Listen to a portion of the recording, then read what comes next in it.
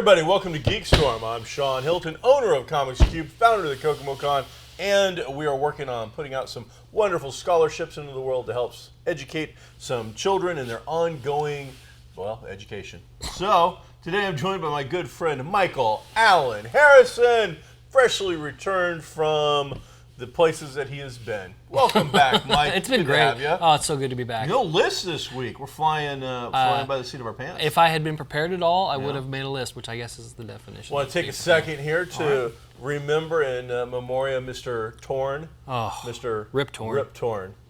Many of you will know him from Men in Black, but also known for so many other things. Mike, do you have a favorite Rip Torn thing? I really enjoyed the Larry Sanders Show, and he was great in that.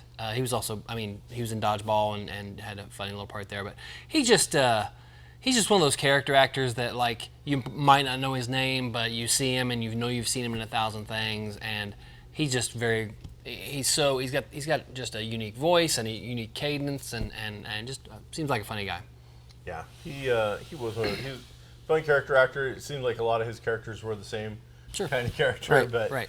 He was great comic relief, wonderful guy, and just such a cool name. Sure, Rip Torn. I didn't bother to go look it up to see if that was his real name. Think that's his real name? I can't believe that's his real name. So, but regardless, thank you, Mr. Torn, for your service. Somebody to else the died too, entertainment didn't somebody else go too? Well, 7 billion people on the planet. They're dropping dead left somebody and right. like a known. During this show, somebody has passed away.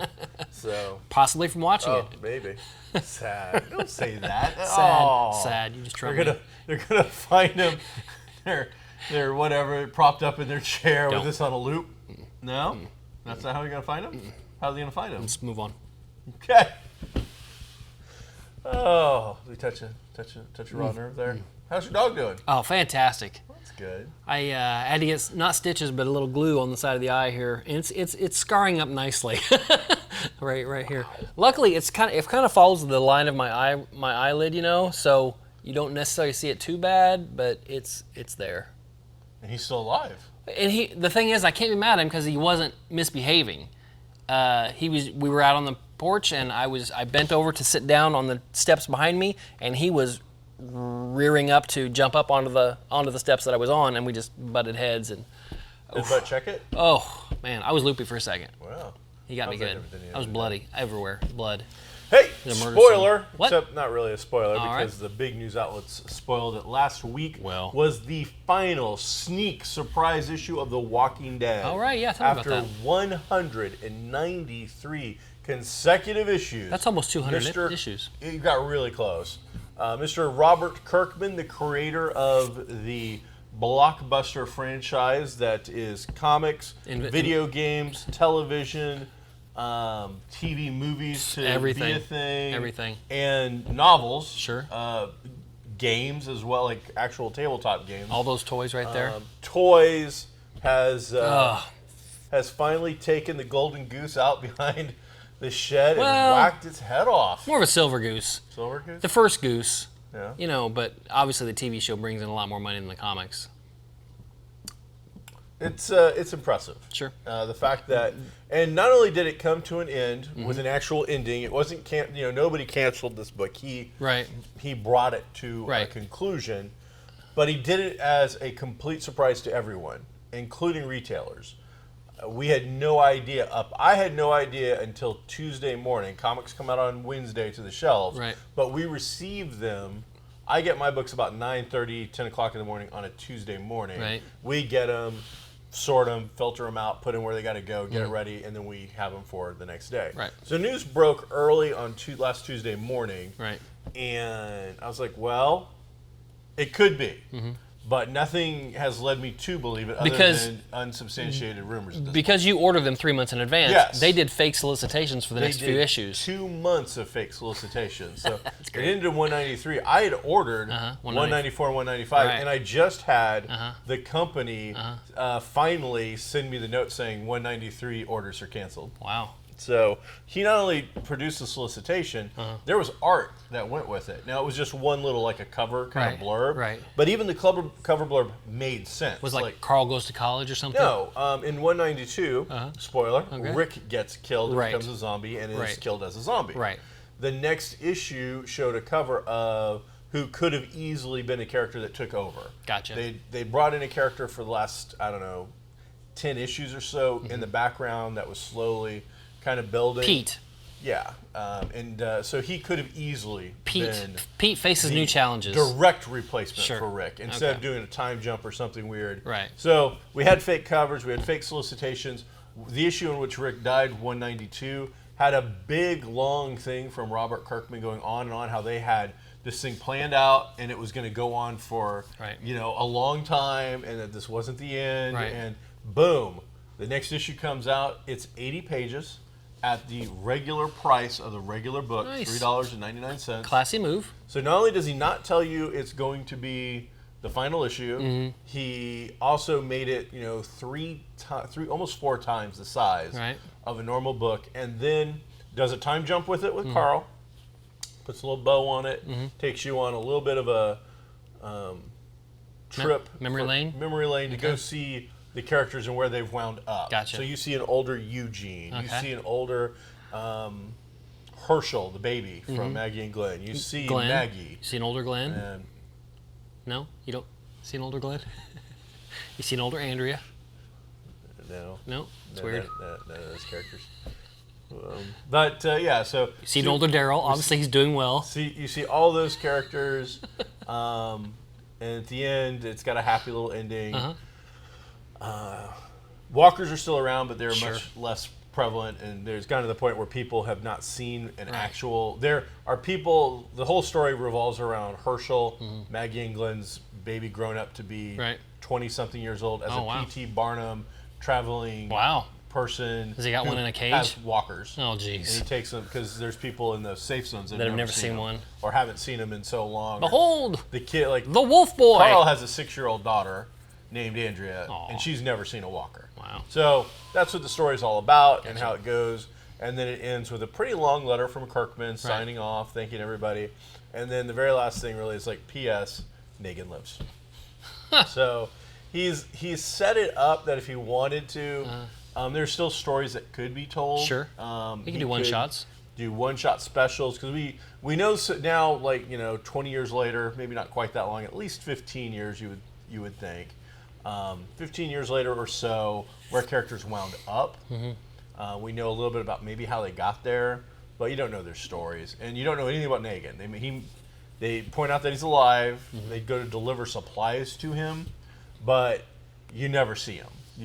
Carl's like, well, the supplies are already always gone, but haven't seen him in years. So you get the impression that he could do something with Negan if he wanted to, and it seems like a character he likes. So I remember listening to Kirkman on a podcast probably a year ago, and he was talking about we're going to wind it up pretty soon, and I think partially that also has to do with the Fear of the Walking Dead, and then this third spinoff or second spinoff, however you want to say it, that they're casting now that is moving forward.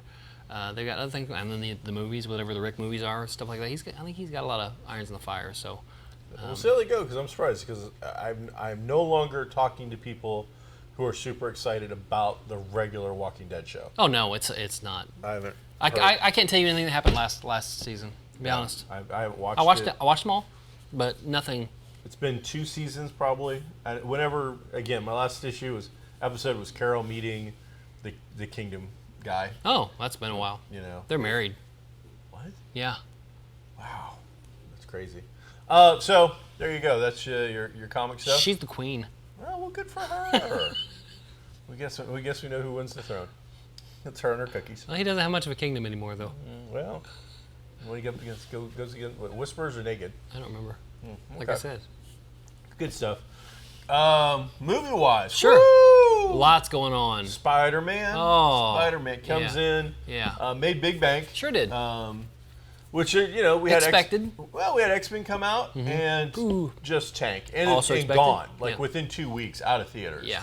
So it almost makes me do believe that Disney should have just canned it and put it on opening day for their channel and kept it, because obviously it had to have made a little bit of money no matter what. I think it made $60 million or something like that. It didn't make anything that was worth noting. It probably barely offset its advertising costs. I'm sure it lost money because they did reshoots, so it lost money. They did unscheduled reshoots. So it did horrible. So I think that got some people wondering, superhero fatigue finally setting in, No. and then Spider-Man shows up Pow. and does crazy box office numbers across the globe. Right. Already in the top 10 after, like 13 days or Right. something like that.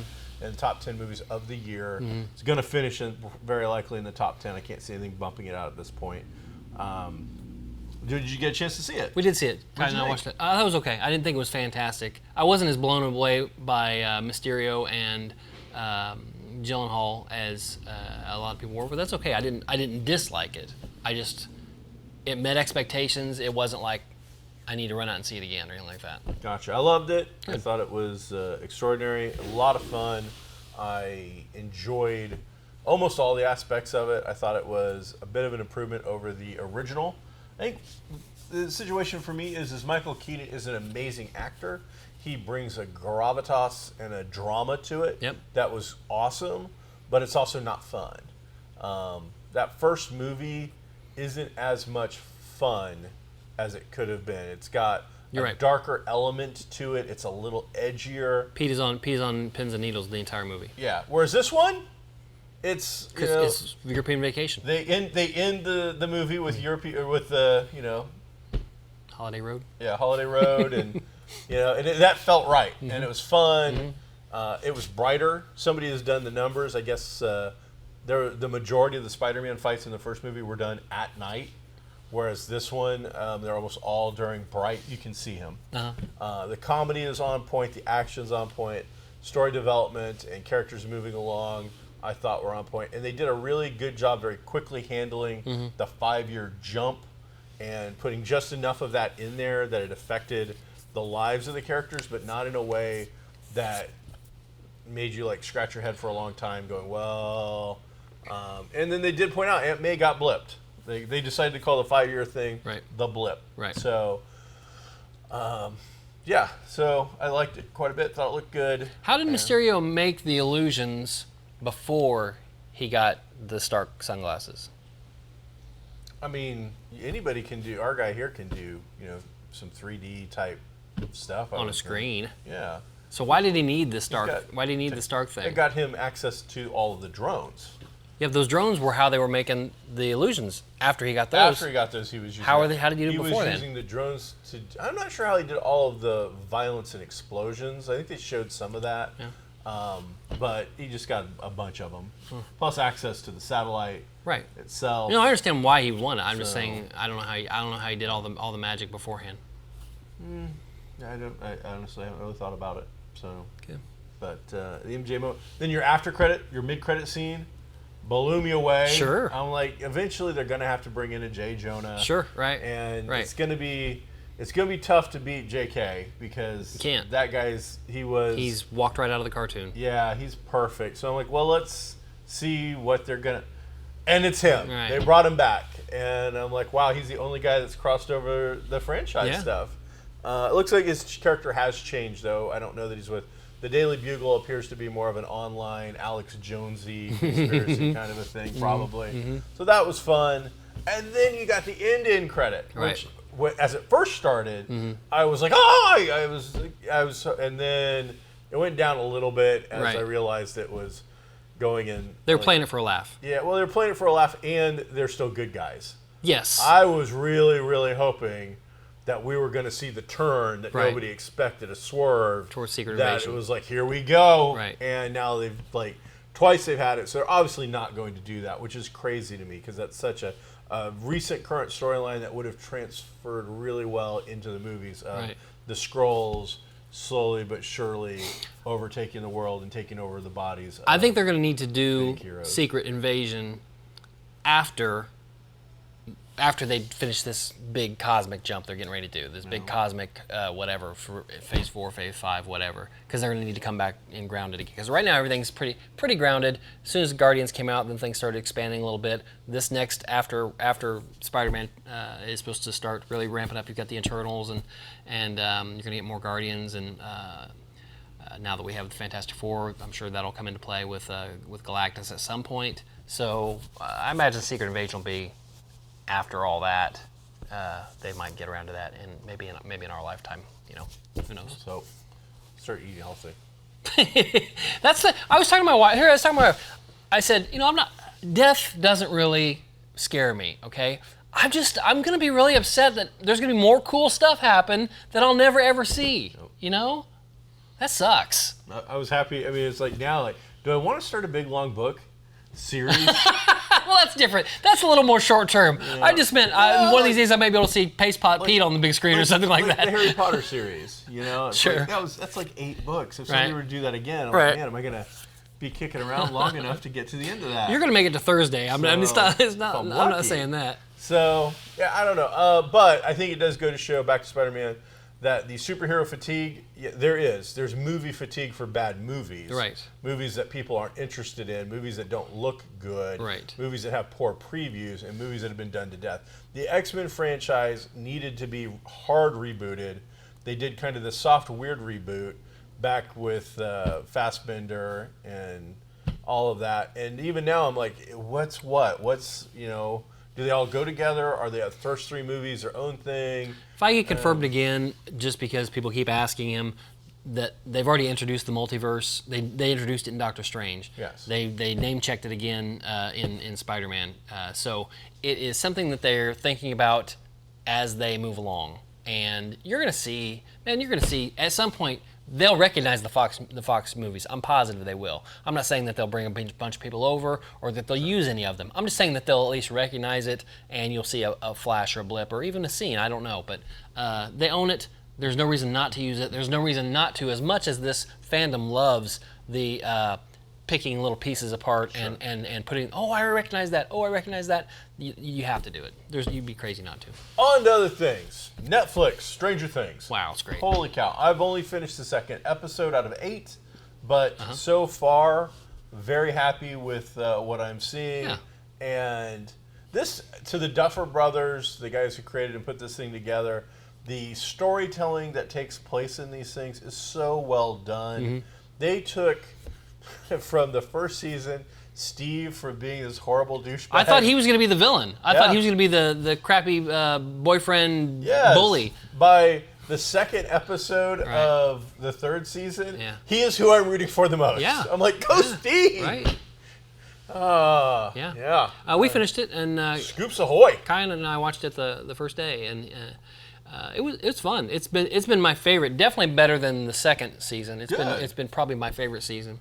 And it's a good time, It was good. Is there the strange middle episode somewhere in there to do a spin-off with other groups like they did with last season? No, and we talked about that as we watched it. Hey, this would be a good spot for this to come in, but they never even referenced that. Good. I gotta admit, that was the one episode that really kind of, I'm like, well, in one sense I'm interested in it because it does leave chance for a potential spin-off situation. Mm-hmm. But on the other hand, these are short, really tight things. Unlike American television with our 22 episodes, where 5 to 6, maybe 8 episodes are legacy. Right. The others are all filler. Yeah. And when you take a tight episode thing like Stranger Things with only 8 episodes and you give me a filler or a spin-off or a backdoor pilot, I'll tell you what's very different. I don't want to see my facts of life and my different strokes. What's very different about this season is I feel like they take a real page out of like The Empire Strikes Back, where they've got all your main characters, but there's like 3 groups of them, and they hardly interact throughout the entire season. Because by the 2nd episode, we're seeing Elle, Mike, Max, Will, and Lucas. Yeah. And then the other guy, the guy your kid likes, the ham radio gold leader. Justin. No, Justin? No. Is it Dustin? Dustin. You see Dustin and the Scoops Ahoy guys doing their thing. That small group of kids, Dustin and the people he's with, and the adults are basically 3 different groups throughout the entire series. Really? Yeah. Interesting this time. Yeah. I hate to see Dustin taken out of it, but I do He's in it. He's got plenty of scenes. It's just not with them. Yeah, I'm saying I hate to see him removed from, because that on set they've got to be friends and buddies. Yeah. They're that age, I would think. Speaking of being friends and buddies on set, I saw today, for whatever reason it was on the news, they released the salaries of all these kids. And the Millie Bobby Brown chick, she makes $350,000 per episode. The other kids make $250,000 per episode, but she's the only one that makes what the adults make. Really? I would have thought Mike, who really comes across as a star of It's all about your agent. So, well, good for her. But I will say, like, she did Godzilla. Yeah. And it's done all right. But the other kid did It, and I think it probably Godzilla. Maybe. So she just got like a strong rumor or whatever about casting in Eternals. Yeah, she's in that. Yeah, that's exactly what they're talking about. Let's say, what's her name, Elena Holmes or something like that. It said such and such. Molly, she's rumored to be cast in Eternals, which would line up perfectly with her end of filming on the Holmes movie. Interesting. Well, cool stuff. Yeah. She's doing a lot of stuff, so cool for her. I think that's awesome. And so far, again, I've loved it. Have you seen? We didn't start watching it until last night. Have you seen the ketchup bottle? There's. Oh yes, yes I have. So in the show, every time 11 uses her powers, she gets just a little bit of drip of blood right here, and so there's a ketchup bottle that's got her face as the cap to the ketchup bottle, and every time you want to squeeze ketchup, it comes out of her nose, and it's hilarious. Wow, that's a little rough. A little bit rough. I don't know. It's funny. It is funny. Wow. So yeah, but it's doing incredibly well from what we see. We obviously we don't ever get hard numbers from Netflix, right? But we're reporting like over 40 million people have already downloaded it. And along that same train of thought, so Netflix just did a movie with Ben Affleck and Charlie Hunnam, the guy from Sons of Anarchy. I can't think of the name right now, but it was a Netflix movie. Oh, was that it was a heist movie. The mercenaries going into ex-soldiers. It was weird. Yeah, and not in a it wasn't weird in a weird way. It felt weird. It felt like a mid-budget kind of movie. Right. For the small screen, it didn't feel like a movie you would have gone and paid money to see. So they come out and say, okay, we're gonna dial down a little bit on the big blockbuster, big budget things that are Netflix exclusives. Partially because that baby didn't perform as well. We don't know what that means to them, but that's what they said. Then immediately they signed a thing with The Rock and who else? It was like 3 big stars. Like box office gold. Oh yeah, you can't. Ryan Reynolds, The Rock, and one other person, a female. Gal Gadot. Yeah. So those 3 in a movie. They're in one movie together? Yes. Oh, holy cow. Yeah. I'm gonna get. I can't imagine The Rock and Ryan Reynolds in the same movie. Like Hobbs and Deadpool and Wonder Woman all in the same movie. What's the real life fight for their characters to be stealing the screen? There's so much charisma in that room. Let me tell you something. No. Let me tell you something. You roll a 100-sider on that to see if maybe you get a save from charisma on those 2 right there. Okay, go ahead. Try it. Oh, and yeah, there you go. Ryan Reynolds has shared screen with Samuel Jackson. Sure. So I mean, you put those 2 together, and that guy steals just about everything he's in. Yeah. So I did see the new Shaft movie. Oh, did you? It was. Is it out? I didn't know. It's out. It's probably gone. Okay. I love the preview was hilarious. I love the Shaft. The rated R preview was hilarious. What you saw is what you got kind of thing. It was a 1980s Beverly Hills cop leftover. That's cool. Retread plot. That's cool. Insert Samuel Jackson and his millennial kid. And so you've got old school, politically incorrect Shaft versus millennial, tree hugger Shaft. And then at the very end, you bring in Richard Roundtree as the original Shaft. And they even go so far as to make the joke. If you watch the more serious, I think it was 90s Shaft with Samuel Jackson, they bring in Richard Roundtree and say he's his uncle. Oh, okay. And that the Samuel Jackson Shaft is his nephew. This, he's his dad. Okay. And he finally comes out at one point, because they have a bad relationship. Just like Samuel Jackson and Millennial have a bad relationship. He goes, well, maybe it wouldn't have got off to such a rocky start if you hadn't kept telling everybody that you were my uncle instead of my father. And it was great. It was very fun. But yeah, I mean, story-wise and all that, garbage. Yeah. But humor-wise and what you're going to get out of that sort of thing, good. I enjoyed the heck out of it. Cool. Ventures re-released with your new scenes. I don't think it had any major box office pull. It only did about 26 million, or sorry, it only did about 17 million or something like that. Yeah. It still was short. It needs to. I think that's a great idea, and I think they should do it with almost all their movies. The problem here with this one, as far as I'm concerned, is they did it too quickly. Well, it was still in theater. It should, yeah. Here in Tiny Kokomo, it was still in the theater, so it had to be still in theaters. I would have waited until the very end of summer, into maybe even October, when you have that little dead period, and go, oh, by the way, one last go. Right. You had a great time. Let's relive summer. And we're going to add, and it added like 10 minutes. They added in nothing, like a couple of seconds and a tribute to Stan Lee, I think. It was a very nice tribute to Stan Lee. Okay.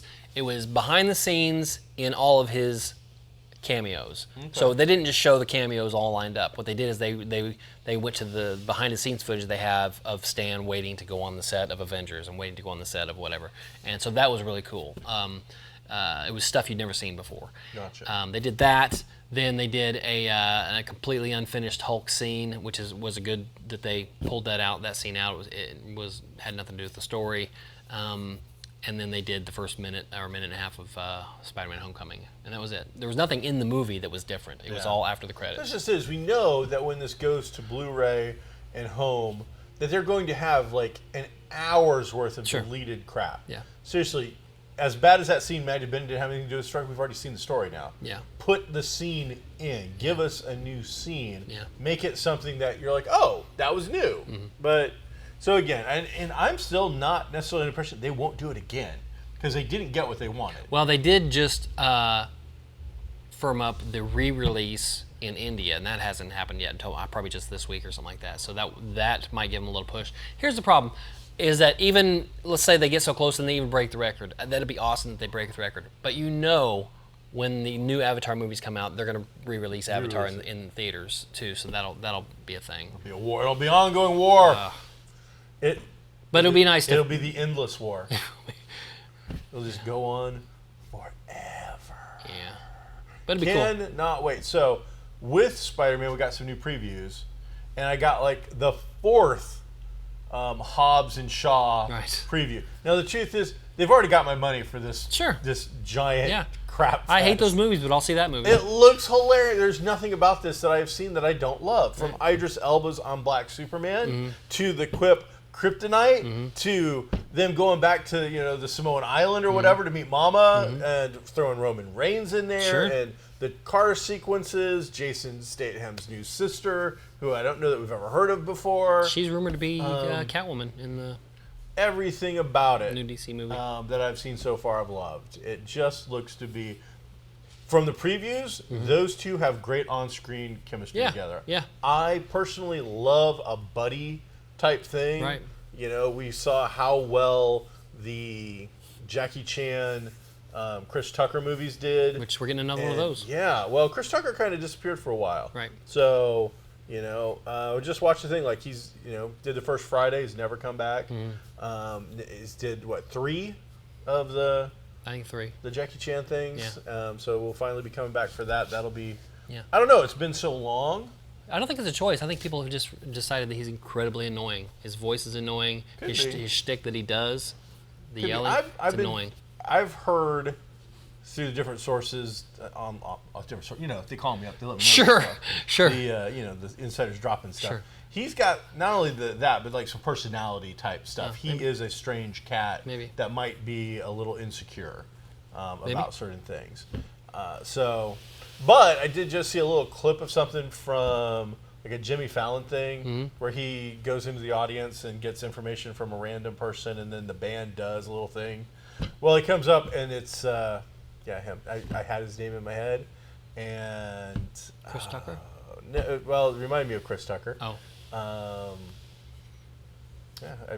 Kevin Hart. No.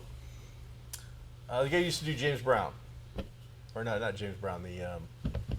Jeez, I can't get any names today. I'm completely blanking on everything. Let's not. You're always it's gone. Either way, did funny thing with that, and now it doesn't make any sense, and it doesn't matter. It's a great story, though. That was good. It's a great story. I can't believe it. I mean, in my head and gone. Sure. Like that. Sure. So. Sure. Oh well. Hey everybody, thanks for checking out. We're gonna end on that. Yeah. Let's end on a high note. I got. You going to the fair this week? The hell no, I'm not going to the fair. Is your wife going? She already did. Oh, okay. She went with Geek Night. We're going tonight. Ugh. Why didn't I get the Geek Night invite? There was not on the Facebook. I think I just didn't put it up there because I didn't go. So I was lazy. So I'm sorry. Was there not a post for Geek Night? No. Yeah. Wasn't. Well, you know what happens then? You're like, hey, there's not a post for Geek Night. There's a Geek Night. So I think my employee just walked by with pink hair. Well. It was not pink the other time I saw her. Well. So the hair keeps changing color. Did you sell out of your Walking Deads? Oh yeah, they're all long gone. Are those on? What are they going for on the eBay? $20-$30. That's not bad. So, but unfortunately, they were going for that before they even came out. Practically, it was one of those things. We actually ended up with some extra copies for once. Oh. We had, for whatever reason, I bumped the order by good little number. So people off the street at my place got at cover price and got the hookup. Good deal. So that was pretty nice. Been painting some figures again. Doing some crafty I've tech seen stuff, that. It looks good. Getting Looks ready great. for Gen Con. Looks great. So, yeah, feeling crafty. Good. So, Good. What you got? Anything? We're gonna Costume building? We're going on vacation. We're going. Jamaica. Come on, you're going to love it. Never been there. It's great. If you see any drunken Jamaican Irish pirates, please get them recorded on your phone. I'll go, Sean? Where's Sean? Thanks, everybody. Be groovy.